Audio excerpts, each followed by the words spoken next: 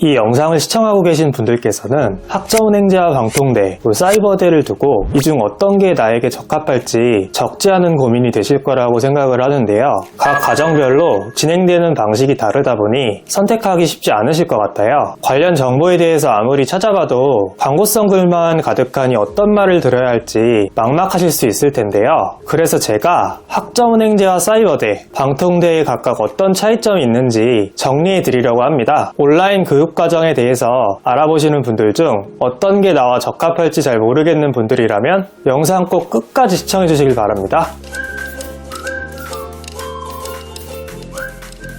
첫 번째, 진학 시기입니다. 방통대나 사이버대의 경우 정규대학과 동일하게 전기와 후기, 즉 3월과 9월에만 입학이 가능합니다. 하지만 학점은행제는 이러한 방식하고는 다르게 진학 시기가 따로 정해져 있지 않은데요. 약 한 달 사이클로 개강 일정이 나눠져 있기 때문에 진학 시기를 놓쳤다고 해도 개강 일정에 맞춰서 언제든지 수업을 들으실 수 있으신 거죠. 그리고 두 번째로는 전형 방법입니다. 사이버대나 방통대의 경우 워낙 많은 인원을 모집하는 만큼 지원 시 거의 다 합격까지 이뤄지게 됩니다. 그리고 학점은행제에는 따로 입학의 개념이 없기 때문에 고등학교 이상의 학력을 가지고 있는 사람이라면 누구나 이용할 수 있죠. 세 번째로는 비용적인 부분입니다. 먼저 사이버대의 경우 정규대학과 비슷한 정도의 학비가 들어가다 보니 금액적으로는 큰 차이가 없다고 보시면 될 것 같아요. 물론 국가장학금 적용이 가능하지만 학비적인 부분에 있어서 조금 부담스럽다 하시는 분들께는 적합한 선택이 아닐 수 있는 거죠. 방통대의 경우 1학기에 평균 30-40만원 정도의 저렴한 학비로 이용이 가능하니 금전적인 부담 없이 진행하길 원하는 분들께는 적합한 선택이 될 수 있겠습니다. 그리고 학점은행제는 전공에 따라 다르지만 평균 50만원에서 60만원 정도의 학비가 나오게 되는데요. 학점은행제로 국가장학금 적용은 되지 않지만 학자금 대출은 가능하니 이 점도 참고해 주시길 바랄게요.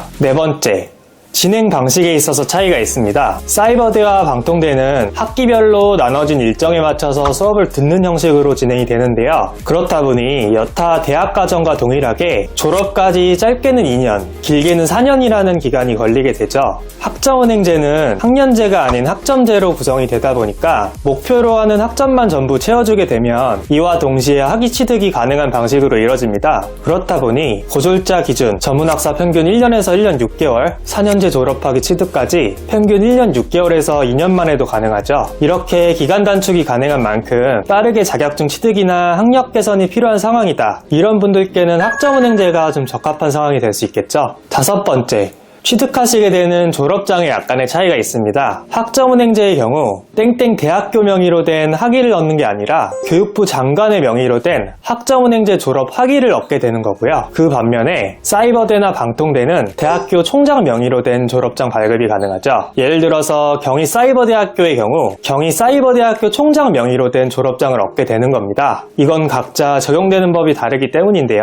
단 졸업 후의 네임밸류에 있어서는 큰 차이가 없으니 이 점도 참고해 주시길 바랄게요. 여섯 번째, 졸업과제의 난이도입니다. 사이버대나 방통대의 경우 졸업을 위한 과제 제출이나 중간 기말고사 등의 학사 일정을 직접 교재 구매 후에 스스로 준비해야 되다 보니 F학점이 나와 과락이 생기게 되는 경우도 생각보다 비일비재하죠. 이 중 방통대의 경우 졸업과제의 난이도가 특히나 어렵다는 말 한 번쯤은 들어보셨을 겁니다. 심지어는 시험이 오프라인으로 진행되다 보니 학기별로 2번씩은 직접 출석하셔야 된다는 점은 단점으로 작용할 수 있을 것 같아요. 학점은행제의 경우 대부분 플래너라고 하는 교육원 소속 담당자와 함께 진행하다 보니 상당수가 학위까지 성공적으로 취득하는 편이죠. 그만큼 비교적 단기간에 수월하고 안정적인 방향으로 진행하고 싶다 하시는 분들께는 학점은행제가 차선책이 좀 될 수 있겠네요. 마지막으로는 수강 가능한 과목의 여부입니다. 각 과정마다 들을 수 있는 전공이 다르기 때문에 원하는 과정에 맞춰서 준비하시면 좋을 것 같아요. 가장 먼저 방통대의 경우 온라인 과정 중 유일하게 유아교육학 수강이 가능한데요. 졸업 후 유치원 정교사 2급 자격 취득이 가능한 만큼 해당 자격증 취득 계획이 있으신 분들은 이 점 알고 계시면 좋을 것 같아요. 그리고 사이버대는 아무래도 사설대학이다 보니 개설된 과목이 타 과정에 비해 눈에 띄게 많은데요. 대표적으로 교육공학과, 건축학과, 공간디자인학과, 법학과가 있습니다. 이외에도 배울 수 있는 전공은 사이버대가 훨씬 많다 보니 배우고 싶은 전공이 있다면 사이버대를 선택하는 게 좋은 선택이 될 수 있겠죠. 학점은행제는 문제는 개설된 학과에 비해서 온라인으로 들을 수 있는 전공이 제한적인데요. 그렇다 보니 고등학교 졸업자인 분들은 학점은행제로 빠르게 일정 학점만 이수해서 방통대 혹은 사이버대 원하는 학과로 편입이 가능하다는 점도 알고 계시면 좋을 것 같습니다. 자, 이렇게 학점은행제와 방통대, 사이버대 각 과정의 차이점에 대해서 말씀을 드려보았는데요. 제가 정리해드린 차이점을 참고해서 각 장단점까지 비교해보시는 게 도움이 되었길 바라고요. 아무래도 개인의 학력에 따라 어떤 걸 택해야 더 유리할지 아니면 어떤 과정이 필요한지 각자 다를 수밖에 없을 겁니다. 혹시 영상을 통해 해결되지 않은 궁금증이 있으시다면 아래에 있는 더보기란에 있는 링크로 문의 남겨주세요. 끝까지 영상 시청해주셔서 감사합니다.